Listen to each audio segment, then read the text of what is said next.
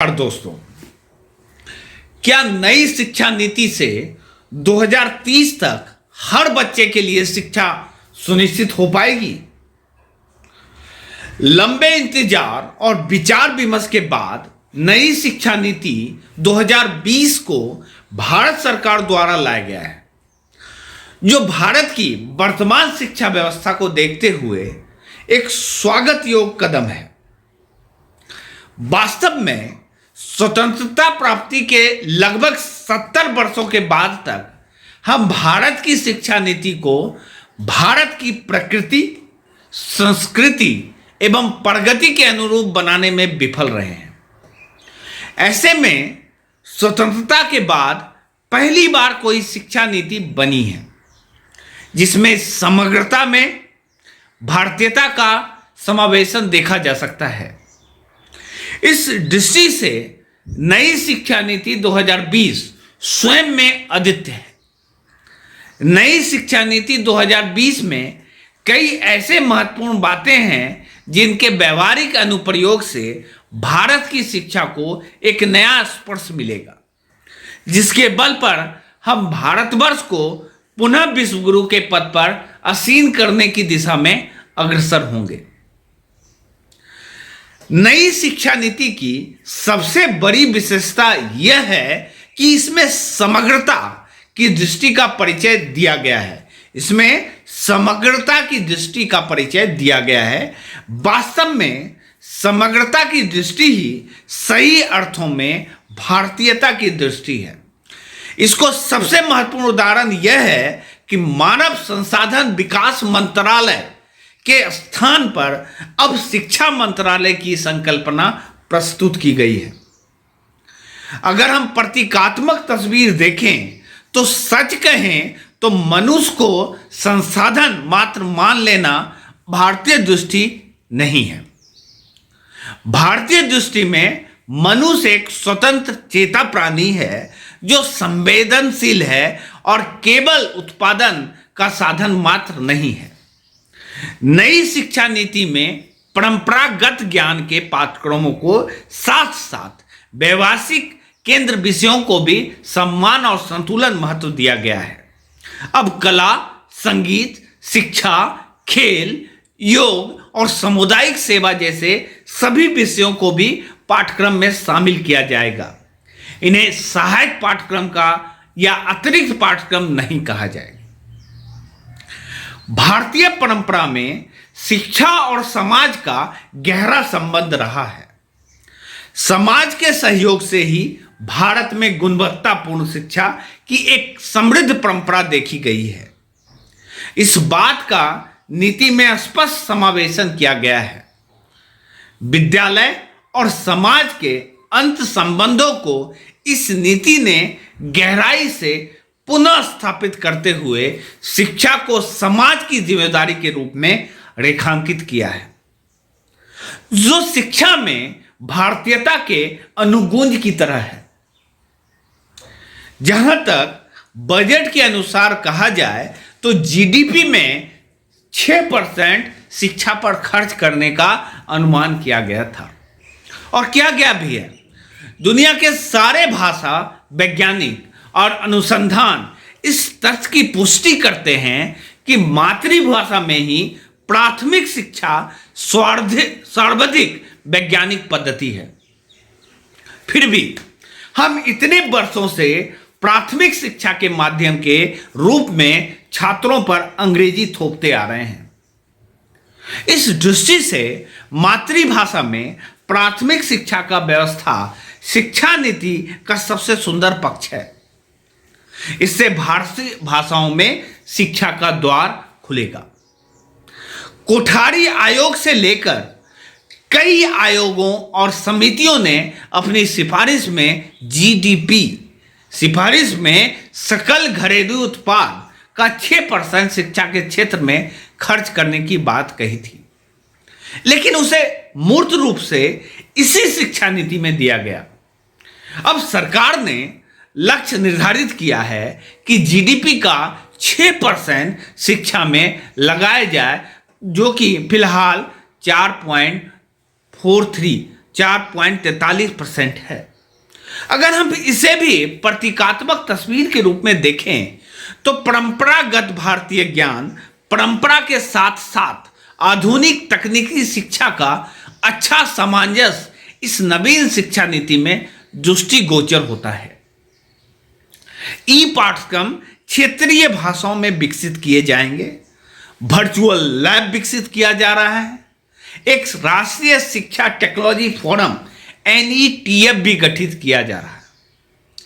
वर्ष 2030 तक हर बच्चे के लिए शिक्षा सुनिश्चित की जाएगी।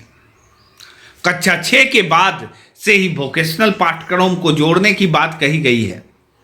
बच्चों के रिपोर्ट कार्ड में लाइफ स्किल को जोड़ा दिया गया है, जिससे बच्चों में लाइफ स्किल का भी विकास हो सकेगा।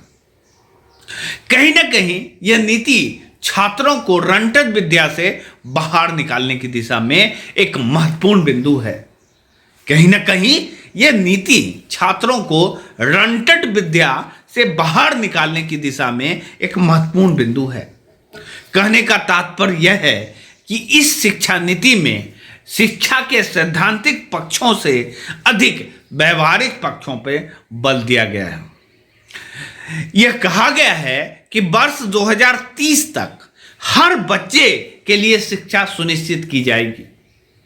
विद्यालय शिक्षा से निकलने के बाद हर बच्चों के पास कम से कम एक लाइफ स्किल होगी, जिससे वह किसी भी क्षेत्र में कोई भी काम शुरू करना चाहे तो कर सकता है। शिष्यों का और शिक्षकों का सम्मानजनक प्रशिक्षण किसी भी शिक्षा व्यवस्था का एक अहम हिस्सा होता है। इस शिक्षा नीति में शिक्षक शिक्षा की गुणवत्ता पर काफी सूक्ष्मता से विचार कर निर्णय लिया गया है। उच्च शिक्षा के 2 आधार बिंदु होते हैं। उच्च शिक्षा के 2 ही आधार बिंदु होते हैं, एक तो शिक्षण और दूसरा शोध। नई शिक्षा नीति, नई राष्ट्रीय शिक्षा नीति में गुणवत्ता, शिक्षण और शोध दोनों पर संतुलित बल दिया गया है। गुणवत्तापूर्ण शोध कार्य राष्ट्र, समाज और स्थानीय आवश्यकताओं के अनुरूप हो, इस दृष्टि से राष्ट्रीय शोध प्रतिष्ठान का प्रावधान है। यह भारत में शोध कार्य हेतु एक नियामक संस्था होगी, जिसमें विज्ञान के साथ साथ समाज विज्ञान, कला और मानविकी के विषयों से संबंधित शोध कार्यों को जोड़ा गया है। यह शिक्षा नीति उच्च शिक्षा में बहु अनुशासनिकता एवं समग्र शिक्षा के मूल्यों को पोषित करते हुए भविष्य में विज्ञान, सामाजिक विज्ञान, कला, मानविकी और खेल में ज्ञान की एकता और अखंडता को सुनिश्चित करेगी। भारत जैसे बहुभाषी देशों में सभी भारतीय भाषाओं का विकास आवश्यक मानते हुए यह नीति त्रिभाषा सूत्र को अंगीकार कर रही है, जो काफी प्रशंसनीय है। कला और विज्ञान के अनुशासनों के मध्य संरचनागत विभेदों को समाप्त करते हुए पाठ्यक्रम और पाठ्येतर गतिविधियों, व्यावसायिक और शैक्षणिक धाराओं को सीखने की सहज और सुलभ पद्धतियों को उपलब्ध कराएगी, जो साथ ही विभिन्न क्षेत्रों के पदानुक्रम और बाधाओं को समाप्त करने में नई शिक्षा नीति सहयोग सिद्ध होगी।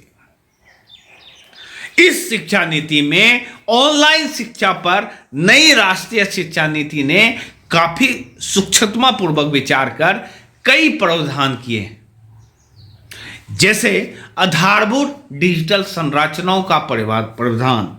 आधारभूत डिजिटल संरचनाओं का प्रावधान शिक्षकों के ऑनलाइन शिक्षण हेतु प्रशिक्षण एवं प्रोत्साहन इत्यादि।